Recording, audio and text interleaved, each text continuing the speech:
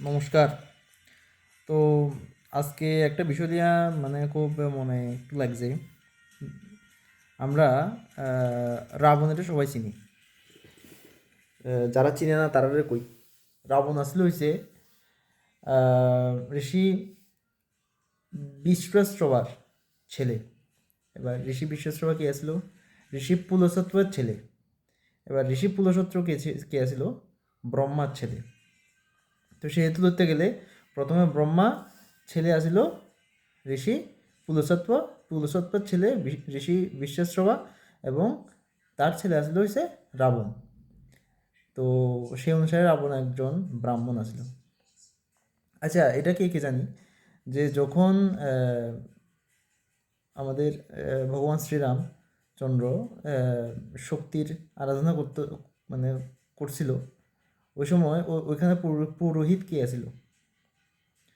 ওইখানে পুরোহিত কিন্তু রাবণই আসলো, এবং পূজাতে যত সামগ্রী লাগতো রাবণ নিজে বহন করে আনছে, এবং যেটা যজবানি কয়, ইয়জবান বানাইছে। ইয়জবান যখন বানায় তখন ইয়জমানের সাথে ইয়জমানের স্ত্রীকে থাকতে হয়।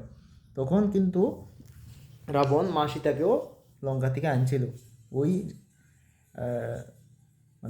শক্তি পূজার করার লিগা। যদিও পূজাটা তার বিরুদ্ধে তার বিপরীতে করার জন্য, তাকে হারানোর জন্য করছিল, কিন্তু রাবণ তারপরেও কিন্তু ভগবান রামচন্দ্রের পুরোহিত্য করছিল। তো এটাও সবাই, অনেকে জানা আছে, অনেকে জানা নেই। তো আমি শুধু একটাই কি কই, যে ওই মহাজ্ঞানী মহাবলশালী যে রাবণ আছিল, তার শুধু একটাই দোষ আছে, তার ব্যক্তিত্বে দোষ আছিল। তো এই দোষের কারণেই সে মারা গেছে, শুধু একটা কারণের লিগেই। তো ওই মহাজ্ঞানী মানুষের কি আমরা কোনো নাট্যানুষ্ঠানে কারোর সাজায়, মনে করে সাপোজ একটা সিম্পল ব্যক্তিরে রাবণ সাজায় একটা নাট্যানুষ্ঠানে লাফানো কুদানো, এটা কি ঠিক? এটা আপনার কাছে জানতে চাইছি। এটাই আমার প্রশ্ন আজকের।